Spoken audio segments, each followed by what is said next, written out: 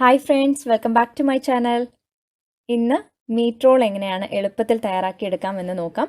നമുക്ക് ബേക്കറിയിലൊക്കെ കിട്ടുന്ന അതേ രുചിയിലാണ് ഈ ഒരു മീറ്റ് റോൾ തയ്യാറാക്കിയെടുക്കുന്നത്.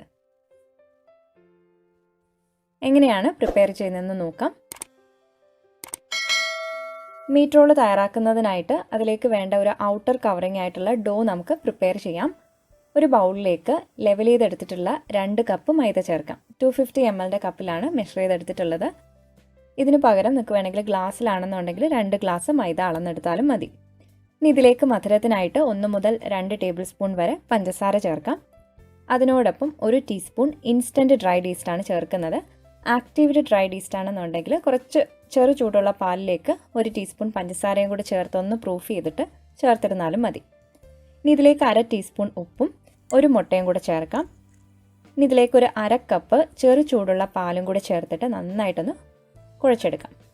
ആദ്യം ഇതുപോലെ ഒന്ന് സ്പാച്ചില വെച്ച് മിക്സ് ചെയ്തെടുത്തതിന് ശേഷം നമുക്ക് കൈ ഉപയോഗിച്ച് നല്ലൊരു സ്മൂത്ത് ഡോ ആയിട്ട് കുഴച്ചെടുക്കാം.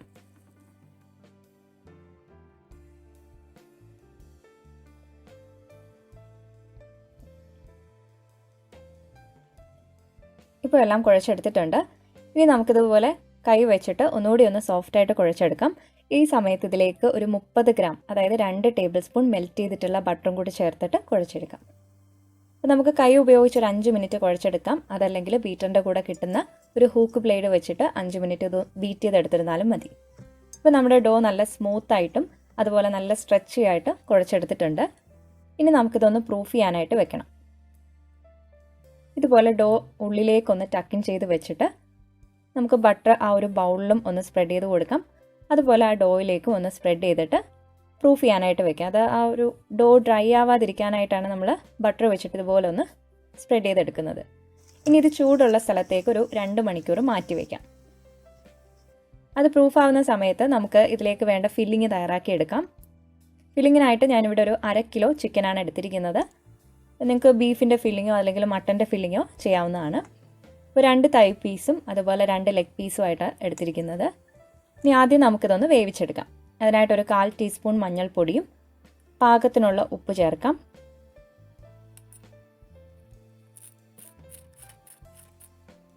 പാകത്തിനുള്ള ഒരു 1/4 ടീസ്പൂൺ കുരുമുളക് പൊടിയും 1/2 കപ്പ് വെള്ളം കൂടി ചേർത്തിട്ട് നന്നായിട്ടൊന്ന് തിളപ്പിച്ചെടുക്കാം. അതിനുശേഷം ഫ്ലെയിം കുറച്ച് വെച്ച് അടച്ചു വെച്ചതിന് ശേഷം ചെറിയ തീയിൽ ഒരു 20 മിനിറ്റ് വേവിച്ചെടുക്കാം.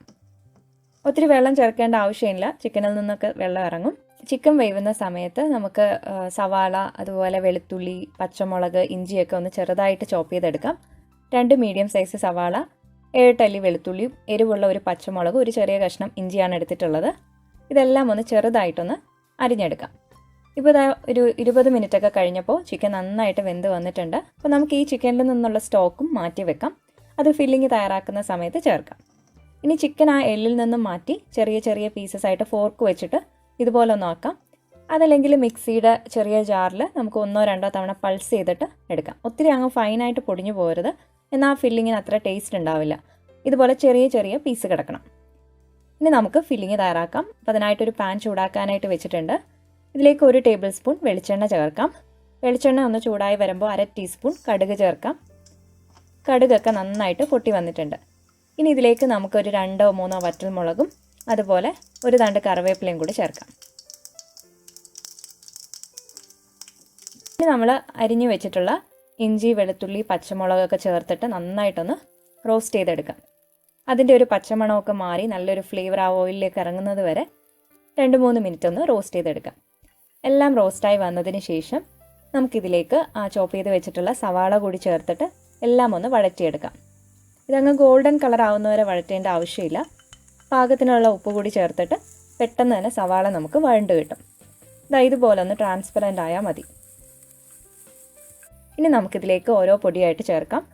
1 ടീസ്പൂൺ കാശ്മീരി മുളക് പൊടിയും അതുപോലെ ഒരു 1/4 ടീസ്പൂൺ മഞ്ഞൾപ്പൊടി. മഞ്ഞൾപ്പൊടി നമ്മൾ ഓൾറെഡി ചിക്കനിൽ ചേർത്തിട്ടുണ്ട്. ഈ മസാലയ്ക്ക് വേണ്ടിയുള്ള മഞ്ഞൾപ്പൊടി ചേർക്കാം. ഇനി ഇതിലേക്ക് 1 ടീസ്പൂൺ മല്ലിപ്പൊടി, അതുപോലെ ഒരു 3/4 ടീസ്പൂൺ ഗരം മസാല കൂടി ചേർത്തിട്ട് എല്ലാം ഒന്ന് റോസ്റ്റ് ചെയ്തെടുക്കുക. അതിൻ്റെ ഒരു പച്ചമണം മാറുന്നത് വരെ ഒന്ന് വഴറ്റിയെടുത്താൽ മതിയാവും. ഇപ്പോൾ ഇതെല്ലാം നന്നായിട്ട് റോസ്റ്റായി വന്നിട്ടുണ്ട്. ഇനി നമുക്ക് നേരത്തെ ആ ഫോർക്ക് വെച്ച് ഉടച്ച് വെച്ചിട്ടുള്ള ചിക്കൻ പീസസ് കൂടി ചേർക്കാം. എന്നിട്ട് എല്ലാം ഒന്ന് യോജിപ്പിച്ചെടുക്കാം. പാകത്തിനുള്ള ഉപ്പും എരിവും ഒക്കെ ഉണ്ടോ എന്ന് നോക്കാം. ഇല്ലാന്നുണ്ടെങ്കിൽ ചേർക്കാം. എല്ലാം ഒന്ന് യോജിപ്പിച്ചെടുത്തതിന് ശേഷം നമുക്ക് ഇതിലേക്ക് നേരത്തെ മാറ്റി വെച്ചിരുന്ന ചിക്കൻ്റെ സ്റ്റോക്ക് ഉണ്ടല്ലോ, അപ്പോൾ അതുകൂടി ചേർക്കാം. ഇപ്പോൾ മീറ്റ് റോൾ എന്ന് പറയുമ്പോൾ അതിൻ്റെ ഉള്ളിലുള്ള ഫില്ലിങ് ചെറുതായിട്ടൊന്ന് മോയിസ്റ്റ് ആയിട്ടിരിക്കണം, ഒത്തിരി അങ്ങ് ഡ്രൈ ആവാൻ പാടില്ല. അപ്പോൾ ആ സ്റ്റോക്ക് കൂടി ചേർക്കുമ്പോൾ കറക്റ്റ് പാകത്തിന് അത് റെഡി ആയിട്ട് വരും. 2 മിനിറ്റ് അടച്ചു വെച്ചിട്ട് വെള്ളം ഒന്ന് വറ്റിച്ചെടുക്കാം. അങ്ങനെ നമ്മുടെ ചിക്കൻ ഫില്ലിങ് ഇവിടെ റെഡി ആയിട്ടുണ്ട്. ഇനി ഇതിലേക്ക് ഫൈനലി കുറച്ച് മല്ലിയില കൂടി ചേർത്തിട്ട് ഫ്ലെയിം ഓഫ് ചെയ്യാം.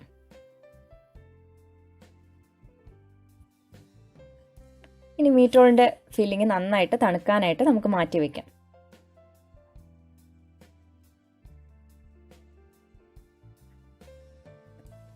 ഏകദേശം 2 മണിക്കൂർ കഴിഞ്ഞു. അങ്ങനെ നമ്മുടെ ഡോ അതിൻ്റെ ഇരട്ടിയായിട്ട് തന്നെ പൊങ്ങി വന്നിട്ടുണ്ട്.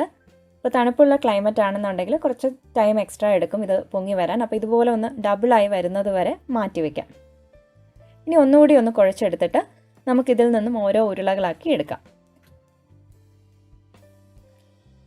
ഈ ഒരു അളവ് വെച്ചിട്ട് നമുക്ക് 5 മുതൽ 10 മീറ്റ് റോൾ വരെ കിട്ടും. അത് നമ്മൾ ആ എടുക്കുന്ന ബോളിൻ്റെ വലിപ്പം അനുസരിച്ചിരിക്കും. ഇവിടെ ഞാൻ അത്യാവശ്യം വലിപ്പമുള്ളൊരു മീറ്റ് റോളാണ് തയ്യാറാക്കി എടുക്കുന്നത്. ചെറിയ മീറ്റ് റോൾ ആണെന്നുണ്ടെങ്കിൽ നമുക്കൊരു 10 എണ്ണമൊക്കെ തയ്യാറാക്കി എടുക്കാൻ പറ്റും. അപ്പോൾ കൈ വെച്ചിട്ട് ഇതുപോലെ ഒന്ന് പ്രസ് ചെയ്തിട്ട് ഒന്ന് എക്സ്റ്റെൻഡ് ചെയ്ത് കൊടുക്കുക. അപ്പോൾ ഇതുപോലെ ഒരു ഓവൽ ഷേപ്പായിട്ട് നമുക്ക് കിട്ടും. കൈ വെച്ച് പ്രസ് ചെയ്ത് കൊടുക്കാം, അതല്ലെങ്കിൽ റോളിംഗ് പിന്ന് വെച്ചിട്ട് ഓവൽ ഷേപ്പിൽ ഒന്ന് റോൾ ചെയ്തെടുത്തിരുന്നാലും മതി.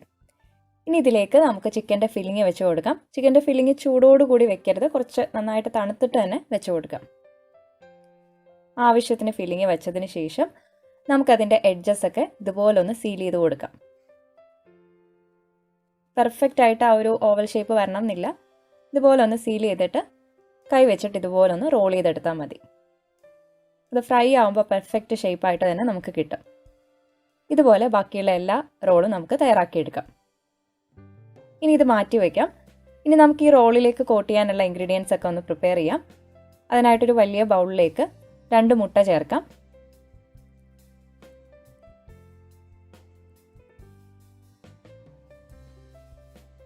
ഇതിലേക്ക് 1 നുള്ളു ഉപ്പും അതുപോലെ 1 നുള്ളു കുരുമുളക് പൊടിയും ചേർക്കാം. അതുപോലെ ഒരു ടേബിൾ സ്പൂണോളം പാല് ചേർക്കാം. പാല് ചേർക്കുമ്പോൾ ഈ ഒരു മിക്സ് ഒന്നുകൂടി ഒന്ന് നന്നായിട്ട് ലൂസായിട്ട് കിട്ടും. എന്നിട്ട് നന്നായിട്ട് ബീറ്റ് ചെയ്തെടുക്കാം. ഇതുപോലെ ബീറ്റ് ചെയ്ത് നല്ല സ്മൂത്തായിട്ട് വരുമ്പോഴേക്കും സാധാരണ നമ്മൾ കട്ട്ലറ്റ് ഒക്കെ ചെയ്യുന്ന പോലെ മുട്ടയുടെ ആ ഒരു മിക്സിലേക്ക് മിക്സ് ചെയ്യാം. അതൊന്ന് കോട്ട് ചെയ്തെടുത്തതിന് ശേഷം ബ്രെഡ് ക്രംസിൽ കോട്ട് ചെയ്തെടുക്കാം.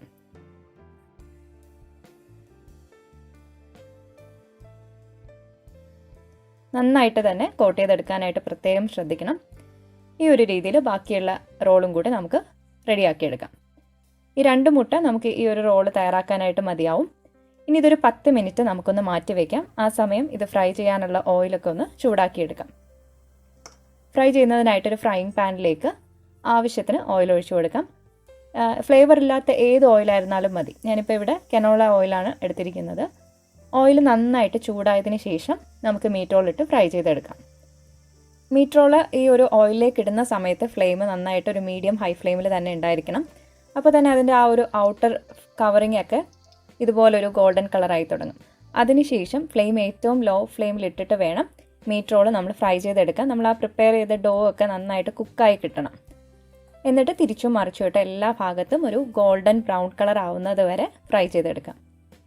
ഇപ്പോൾ ഇതാ ഒരു ഗോൾഡൻ ബ്രൗൺ കളർ ആയിട്ടുണ്ട്.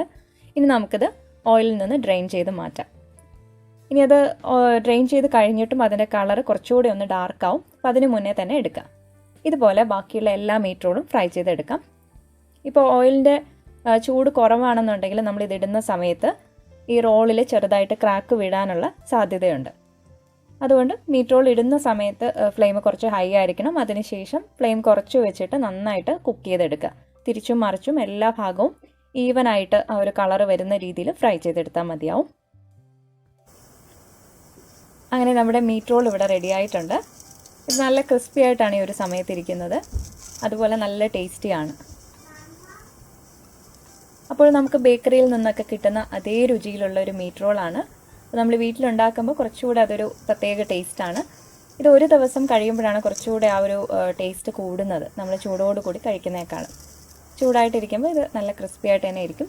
അപ്പോൾ സോസിൽ ഡിപ്പ് ചെയ്ത് കഴിക്കാവുന്നതാണ്. സിമ്പിളായിട്ട് തയ്യാറാക്കാൻ പറ്റുന്ന എളുപ്പത്തിലുള്ളൊരു മീറ്റ് റോളാണ്.